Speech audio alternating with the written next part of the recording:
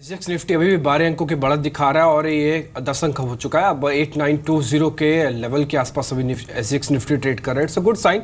बाजार को लगातार ग्लोबल संकेत परेशान नहीं कर रहे हैं और ऊपर से एक्सपायरी है, न्यूज़ फ्लो इतना स्ट्रांग है, स्पेसिफिक न्यूज़ फ्लो इतना स्ट्रांग है कि वो इंडेक्स को भी खींच रहा है। ये मार्केट की ब्यूटी है जो कि इस समय आपको एक बुल रन में यूजली दिखती है। तो इसलिए बाजार के सभी सेंटिमेंट कुल मिला के अभी तक तो ठीक नज़र आ रहे हैं। कैस्ट्रॉल इंडिया पे भी नंबर्स आए हैं। इसके जो मुनाफा है वो 140 करोड़ से बढ़कर 155 करोड़ हुआ है और साथ ही आय 791 करोड़ से घटकर 782। तो आय ज़्यादा नहीं घटी लेकिन मुनाफा ठीक ठाक इसका दिखा है। एक बार आप राकेश इसका चार्ट देखेंगे कैस्ट्रॉल इंडिया का। ये यूजुअली थोड़ा डेरिवेटिव एक्सपायरी का शेयर भी है, इसमें मोमेंटम मिलता है, उसके बीच नंबर्स ठीक ठाक कह सकते आए हैं।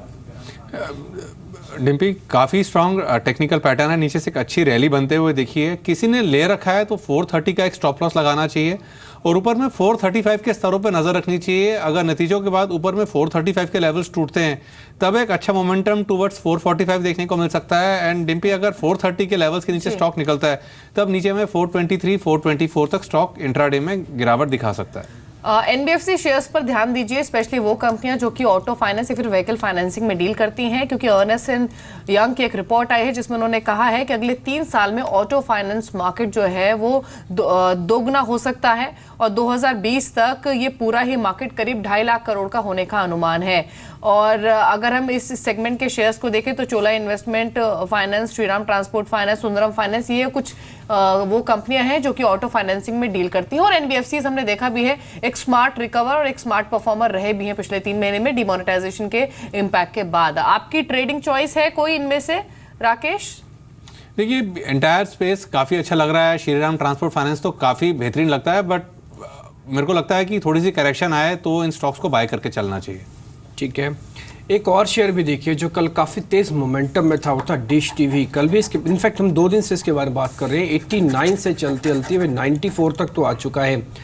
ये आज और चलने वाला है क्या राकेश, क्योंकि एक्सपायरी का फैक्ट शायद इस पर भी आएगा? नहीं, काफ़ी स्ट्रॉन्ग टेक्निकल पैटर्न है। इनफैक्ट 92 के ऊपर स्टॉक में एक ब्रेकआउट होते हुए देखा और इस ब्रेकआउट के लक्ष्य लगभग 98 99 के बैठते हैं। अभी आज आता है कि कल में आता है कहना मुश्किल है, बट स्टॉक डेफिनेटली एक स्ट्रॉन्ग बाइंग कैंडिडेट है। जी, एक डिस्क्लेमर भी है डिश टीवी पर कि डिश टीवी और जी बिजनेस दोनों के पेरेंट सेम है। स्टॉक हालांकि 2 सेशन में एक स्ट्रॉन्ग परफॉर्मर रहा है।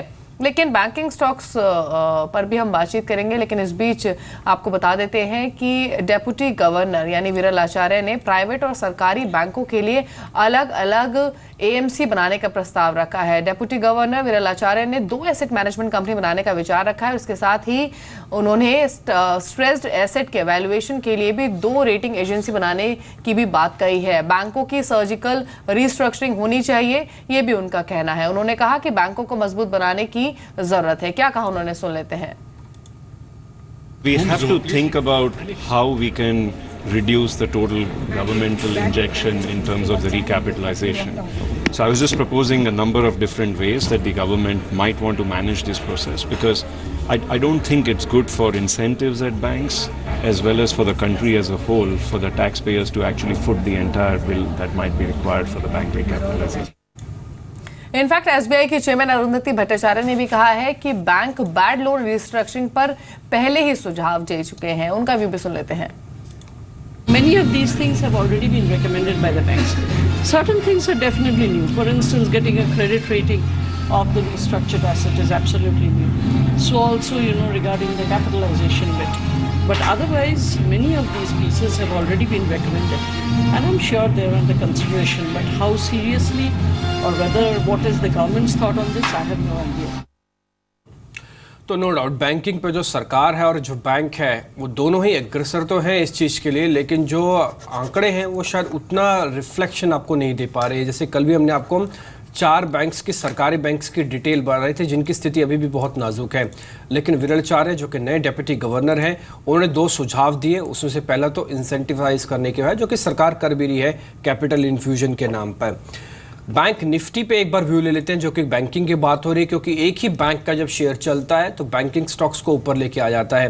राकेश, आपकी रिकमेंडेशन में एक्सिस बैंक भी था, 500 के ऊपर कल की क्लोजिंग और आज 520 तक आ सकता है। बैंक निफ्टी कितना चलेगा आज?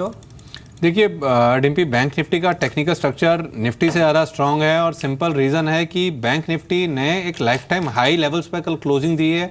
निफ्टी को वो लेवल्स अभी तोड़ने बचे हुए हैं। इन स्तरों से भी बैंक निफ्टी मुझे लगता है कि ऊपर में 21,300 21,400 के लेवल्स दिखाने का दमखम रखता है इस सीरीज़ के अंदर। जी, लेकिन ऑटो स्टॉक्स में स्पेशली टाटा मोटर्स पर आप ध्यान दे सकते हैं। दो खबरें हैं और दोनों ही काफ़ी अहम और काफ़ी बड़ी हैं। सबसे पहली खबर आपको बता देते हैं, वो खबर ये है कि रेंज रोवर एसयूवी सेगमेंट में कंपनी नए एंट्री कर सकती है, नई गाड़ी उतार सकती है और 2010 के बाद ये पहली गाड़ी होगी जो कि कंपनी ने ऐड की है और 1 मार्च को एसयूवी की पूरी डिटेल भी कंपनी देगी। तो ये एक अच्छी खबर है। और दूसरी खबर ये है कि कंपनी फोक्सवैगन के साथ करार कर सकती है। टेक्नोलॉजी और आर्किटेक्चर शेयरिंग को लेकर ये करार हो सकता है। दोनों ही खबरें बहुत इंपॉर्टेंट हैं और ऐसा कहा जा रहा है कि अगर ये करार हुआ टाटा मोटर्स और फोक्सवैगन के साथ तो एक बड़ा इंपैक्ट इमर्जिंग मार्केट्स में आ सकता है। और ऐसा भी माना जा रहा है कि जो पार्टनरशिप को लेकर बातचीत है ये भी आखिरी दौर में है।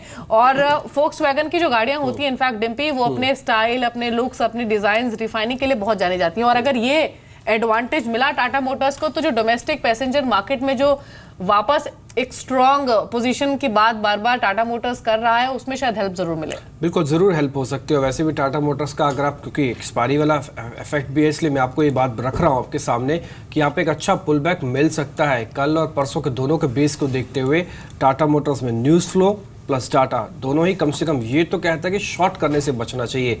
राकेश, अगर शॉर्ट नहीं करें, लॉन्ग करें तो ये कहाँ तक चला जाएगा? देखिए डिम्पी, शॉर्ट तो बिल्कुल भी नहीं करना चाहिए। इनफैक्ट जब नतीजों के बाद से आप देखें उस दिन के जो लोज थे वो दोबारा से क्रैक नहीं हुए। टेक्निकली कोई ऐसा पैटर्न नहीं है कि इसके अंदर डिम्पी तेजी की जाए, बट शॉर्टिंग नहीं करनी चाहिए क्योंकि तेजी के लिए डिम्पी दूसरे अच्छे विकल्प उपलब्ध हैं। शॉर्टिंग से बिल्कुल बचना चाहिए और ऊपर में मुझे लगता है अनदर 10 to 12 रुपीज़ का अपमूव इस सीरीज में देखने को मिल सकता है। तेजी में आपको ऑटो स्पेस से कोई विकल्प दिख रहे हैं अभी राकेश?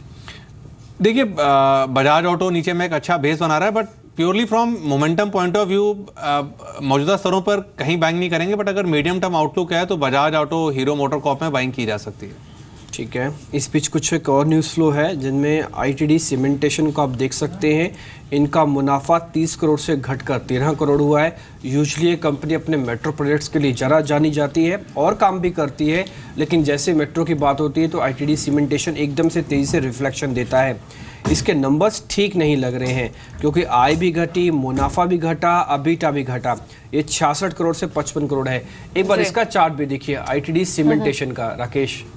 देखिए डिम्पी, चार्ट पॉजिटिव है। अगर नतीजों के चलते अगर स्टॉक नीचे में 156 के लेवल्स को नीचे में तोड़ता है तब एक क्रैक होगा और तब नीचे में 146 145 के लेवल्स इजीली देखने को मिल सकते हैं। अगर ऊपर में 164 के लेवल्स टूटते हैं तब एक नई तेजी की शुरुआत होगी। तो आईटीडी सीमेंटेशन को आप देख सकते हैं। कल 160 के लेवल्स पर ये स्टॉक क्लोज हुआ था लेकिन खबरों में है इसलिए मोमेंटम दिख सकता है। एक आपको सीएमआई लिमिटेड पर भी खबर बता देते हैं। आज सीएमआई लिमिटेड की बोर्ड बैठक है जिसमें सीएमआई एनर्जी इंडिया के साथ विलय को लेकर डिसीजन लिया जा सकता है। 290 रुपये प्रति शेयर पर प्रमोटर को प्रेफरेंशियल शेयर पर भी शेयर्स जारी हो सकते हैं। कल स्टॉक अच्छा मोमेंटम दिखाया भी था। बहुत संक्षेप में राकेश, सीएमआई लिमिटेड पर आपके कमेंट्स। दीपाली, टेक्निकल स्ट्रक्चर इसका न्यूट्रल है और स्टॉक ने निचले स्तरों पर सबसे पॉजिटिव चीज ये है कि 164 के अराउंड एक बेस बनाया हुआ है और जिस तरीके से इसका टेक्निकल रुझान है, अगर ये स्टॉक ऊपर में 182 के ऊपर निकलता है जिसकी संभावना है, तब एक बड़ा मूव देखने को मिल सकता है।